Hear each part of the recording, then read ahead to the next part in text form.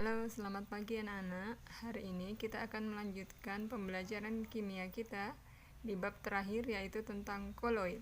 Nah, coba perhatikan pada gambar di depan ini ada susu, kopi, dan sirup.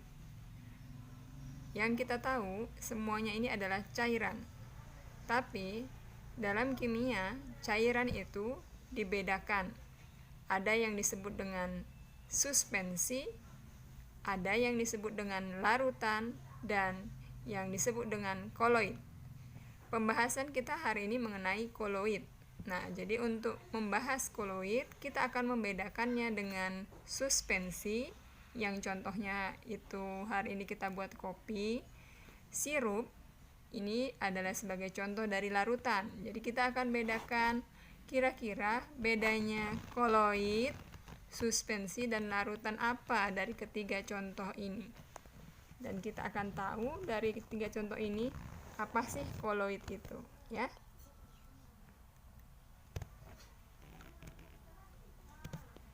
Nah, yang pertama yang akan kita bedakan dari segi campurannya. Kalau larutan, campurannya itu homogen. Jadi kalau homogen itu dia sejenis. Kemudian kalau koloid kelihatannya sih homogen, susu tadi kan menyatu dia. Yang kopi itu contoh dari suspensi, itu adalah campuran yang heterogen. Akan terlihat pemisahan antara kopinya dengan airnya dan masih bisa disaring, ya. Jadi biasanya larutan itu cenderung lebih stabil. Koloid juga stabil, tapi kalau suspensi tidak stabil. Dalam pengamatan secara mikroskopik menggunakan alat mikroskop, maka akan terlihat bahwa ternyata larutan itu adalah campuran yang homogen, tapi ternyata koloid itu adalah campuran yang heterogen. Jadi dia ada dua jenisnya. Dan suspensi tadi jelas heterogen. Dan dari jumlah fasenya kita tahu ada wujud gas, wujud cairan itu ada wujudnya cair, padat, dan gas, gitu ya, wujud dari suatu benda. Nah, larutan itu hanya terdiri dari satu fase. Tapi kalau koloid itu ada dua fasenya. Dan suspensi juga ada dua. Bedanya koloid dengan suspensi, fase yang tadi sama-sama dua, kalau di koloid fasenya itu tidak kelihatan. Jadi dia disaring, dia harus menggunakan kertas saring ultra. Kalau suspensi dia bisa menggunakan saringan biasa. Dan dengan ukuran partikel koloid itu di antara larutan dan suspensi. Jadi di antara yang partikelnya kasar dengan partikel yang halus. Itu adalah perbedaan antara larutan, koloid, dan suspensi. Jadi kita sudah paham bahwa ternyata cairan itu ada yang disebut larutan, ada yang disebut dengan koloid dan suspensi. Ya, jadi bukan cairan saja ya, campuran. Jadi kalau koloid itu campuran dari dua fasa. Kita akan lihat ada beberapa jenis koloid ya. Nah, ini pengelompokannya. Pertama, kalau dia dari fase padat bercampur dengan cair, ya, kalau fase padat campur cair, medium pendispersi, artinya medium tempatnya yang terlihatnya itu cair, maka nama koloidnya adalah sol. Padat dan gas, medium pendispersinya gas, contohnya itu asap termasuk koloid jenis aerosol padat. Padat dengan padat, contohnya kaca berwarna termasuk koloid, nama koloidnya sol padat. Kemudian ada lagi kabut, contoh dari fase cair dan gas, nama koloidnya aerosol.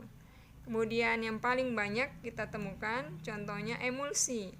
Ada santan, susu, es krim, mayonnaise. Nah, itu adalah nama-nama dari contoh jenis emulsi, cair dengan cair. Jadi dia dua fasa. Kemudian yang berikutnya ada busa sabun. Contoh dari nama koloid buih atau busa. Itu adalah campuran antara fase gas dan cair. Dan yang terakhir, gas dengan padat, contohnya karet busa dan batu apung. Jadi batu apung itu adalah contoh koloid busa padat. Dia adalah dua fase, ada gas dan padat. Jadi dia bentuk akhirnya adalah padat, batu, tapi ringan karena dia campuran dari gas. Itulah nama koloid yang terakhir. Jadi ada sol, aerosol padat, aerosol, emulsi, emulsi padat, busa, dan busa padat. Itulah nama-nama koloid. Selanjutnya, sifat-sifat koloid.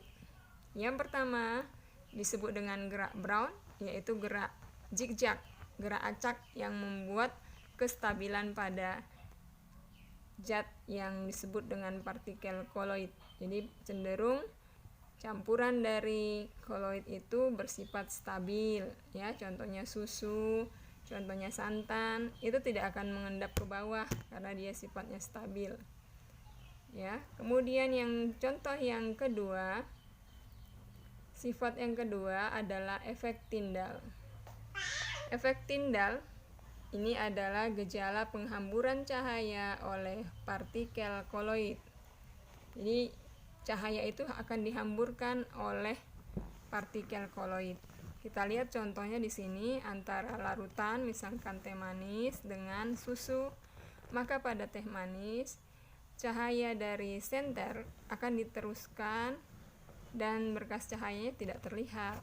Tapi kalau pada susu, cahayanya akan dihamburkan dan berkas cahayanya akan terlihat. Yaitu ada contohnya, misalnya ketika kita di pagi hari, biasanya kalau ada di bawah pohon itu ada berkas-berkas cahaya dari sinar matahari yang terlihat. Dan itu terlihat karena adanya partikel kabut dan debu yang ada di udara yang merupakan partikel dari koloid. Ya. Selanjutnya, sifat yang ketiga disebut dengan adsorpsi. Ad ya, pakai D. Kalau pakai D itu penyerapannya pada permukaan. Kalau pakai B itu penyerapannya pada sampai ke dasar. Jadi di sini karena pakai D, penyerapan kalau koloid itu hanya pada permukaan saja. Dan penggunaan sifat daripada adsorpsi partikel koloid ini, contohnya pada penjernihan air. Jadi penjernihan air menggunakan sifat koloid yang bisa menyerap pada permukaan. Kedua, penghilangan kotoran pada proses pembuatan sirup. Kemudian proses menghilangkan bau badan. Jadi deodoran yang contoh yang paling terkenal kalian pakai misalnya Rexona, itu adalah contoh sifat dari koloid adsorpsi, ya. Dia menyerap pada permukaan sehingga menghilangkan